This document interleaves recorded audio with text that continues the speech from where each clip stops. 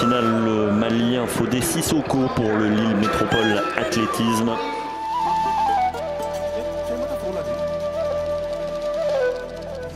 Tout à l'extérieur, le malien Fodé Sissoko. Fodé Sissoko va remporter la course et c'est Loïc Prévost qui remportera a priori. Fodé Sissoko établit son nouveau record personnel en 20,88.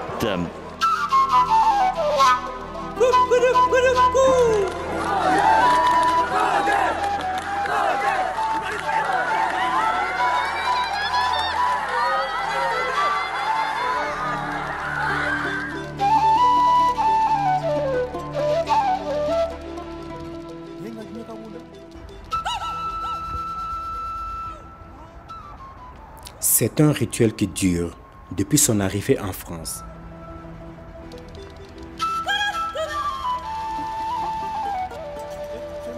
Avant chaque séance d'entraînement, Fodé Sissoko ne laisse rien au hasard.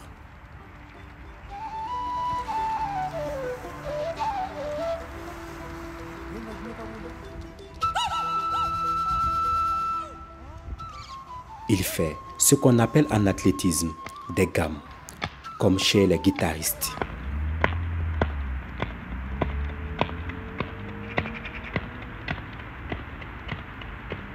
Ici, dans son club de Lille Métropole Athlétique, le sprinter malien peut avoir plus de 5 séances d'entraînement intenses par semaine. Un rythme que Fodé Sissoko avait du mal à suivre sous la chaleur de Bamako, où la température peut atteindre plus de 36 degrés. La différence ici, j'ai plus de charges d'entraînement. Donc en fait, ici une seule séance d'entraînement équivaut à des séances au Mali pour moi, à cause de la chaleur. Parce qu'au Mali, avec le climat, je ne peux pas faire ce genre de courses avec ces rythmes soutenus. 6 courses comme ça au Mali, c'est très difficile.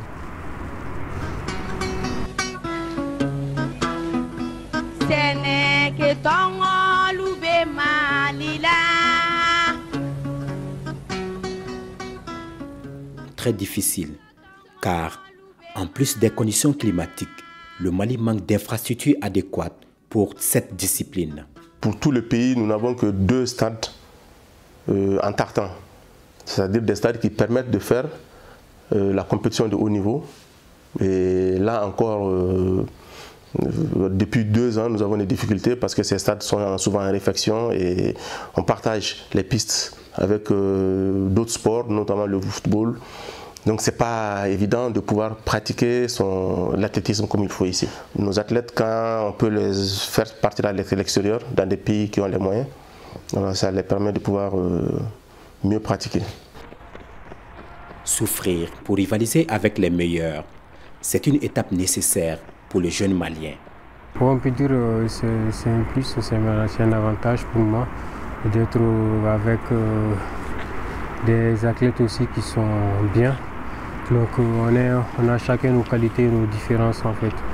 Donc ça apporte beaucoup, surtout en matière d'aérobie, Toufi qui m'aide beaucoup. Parce qu'en termes d'aérobie, il est bien que moi. Et voilà, ça m'aide à me progresser effectivement. Ok, mais tu vois Fodé, quand tu pars debout, c'est lisse. En fait, en trépied, tu dois faire exactement la même chose que ça. Ok. Donc après, insister un petit peu plus, tous les deux, insister un petit peu plus sur les genoux. Dans le virage peut-être, toi oui, Fodé il le fait. Fodé Sissoko a déjà remporté plusieurs médailles en 100, 200 et 400 mètres pour le Mali. Mais aussi ici en France pour son club. Cette année, l'objectif final est clair. Paris 2024, donc on a décidé de s'y prendre autour, de mettre toutes les bonnes ondes de mon côté pour être vraiment en finale. L'objectif c'est d'être finaliste à Paris 2024. La finale, il y a tout, donc c'est d'avoir en finale. Mais avant de vêtir son maillot olympien et de s'installer dans le starting block, Fodé Sissoko a un autre défi énorme à relever. Après les Jeux de Tokyo, en 2021 où on s'est rendu compte qu'il lui manquait un muscle au quadriceps et ce qui provoquait en fait à chaque fois des déséquilibres de son bassin et puis des claquages au niveau des ischios. Une anomalie qui n'a pas pu être détectée étant au Mali. Certainement que nous avons perdu certains talents pour les mêmes problèmes. Effectivement, il a traîné la blessure et au niveau des... Nous n'avons pas toutes les machines qui peuvent déceler parfois certains types de blessures, ce qui fait qu'il se soignait, mais il ne se soignait pas bien. Il est très rare que Fodé Sissoko termine une saison complète sans blessure. Son entraîneur se souvient encore de ses débuts à Lille, avant même son diagnostic. Une période très compliquée pour le jeune Malien. En fait, les difficultés qu'il a eues, c'est non pas de l'ordre de l'intégration, mais par rapport je pense, à la manière de vivre en France. Et puis les blessures, parce qu'il a des antécédents, donc c'était très compliqué, n'ayant pas de papier, n'ayant pas en fait tous les éléments, de pouvoir se soigner et faire du haut niveau pleinement en fait. Moi, dans un premier temps, je ne voulais pas qu'il s'entraîne trop parce qu'il n'avait pas de couverture sociale, donc tout prenait des ampleurs. S'il se blessait, il fallait qu'il se soigne, mais de manière totalement différente qu'un Français. Malheureusement, il s'est fait mal. Et du coup, on a dû composer comme on pouvait de bric-en-broc et on a fini par savoir le pourquoi du comment il se faisait mal. Pour son entourage, ce sont ces blessures qui l'ont empêché d'être à son meilleur niveau ces dernières années. Je pense que là, ça commence vraiment à bien aller pour lui. Donc ce serait bien qu'il puisse être à 100% parce que jusqu'à présent, je pense que c'est un jeune qui n'a pas pu encore courir à 100% de ses capacités. Ok, si ça boule, tu me dis. Entouré d'une équipe médicale dans le Nord, Fodé Sissoko enchaîne des séances de renforcement musculaire.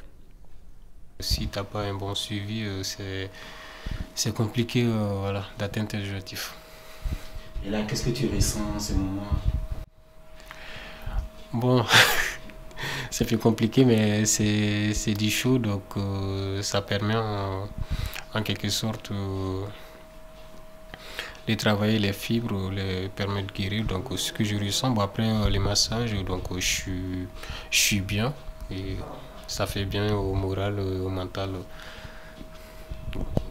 Il y a quelques semaines, c'était 2 fois. Et là, actuellement, je suis passé à 3 fois après la blessure. Et pourquoi passer 3 fois? Parce que je voudrais vite revenir, parce que bientôt la saison estivale et je vais bientôt aller en stage. Donc il faut que je sois prêt avant la fin du mois de février. À 100%, il faut que je sois à 100% avant la fin du mois de février.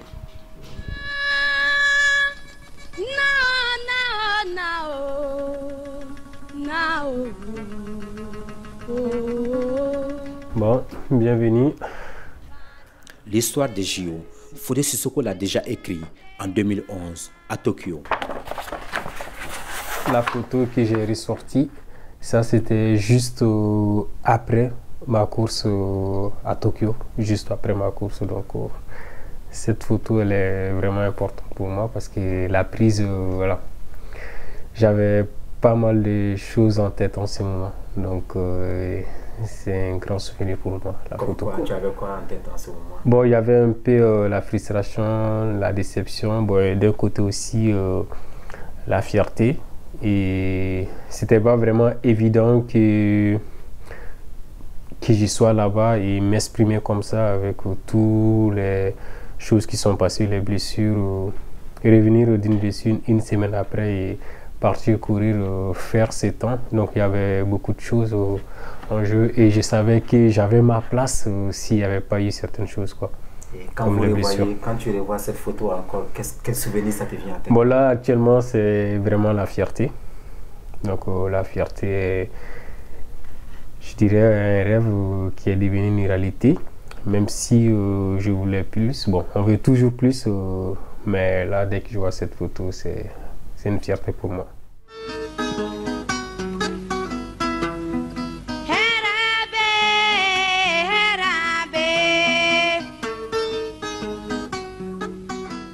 Fodé, c'est un talent.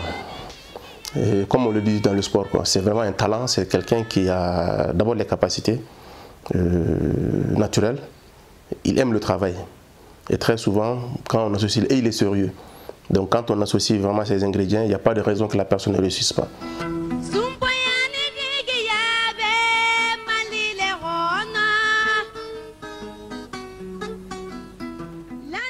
En dehors de la piste, le jeune Malien est manutentionnaire dans une entreprise lilloise. Plus qu'un moteur, ce travail représente pour lui un équilibre et une garantie. Car le sportif de haut niveau ne vit pas de son sport. Le sport, c'est tout l'athlétisme, donc si tu n'as pas vraiment les moyens pour pouvoir financer les choses comme il faut, c'est un peu compliqué. Donc avec ce revenu de travail qui me permet vraiment de payer mon loyer, payer à manger et pouvoir payer mes stages et autres, quoi. Donc sinon, là en ce jour, je n'ai pas de sponsor vraiment pour m'aider à prendre en charge certaines choses. Donc c'est un peu compliqué.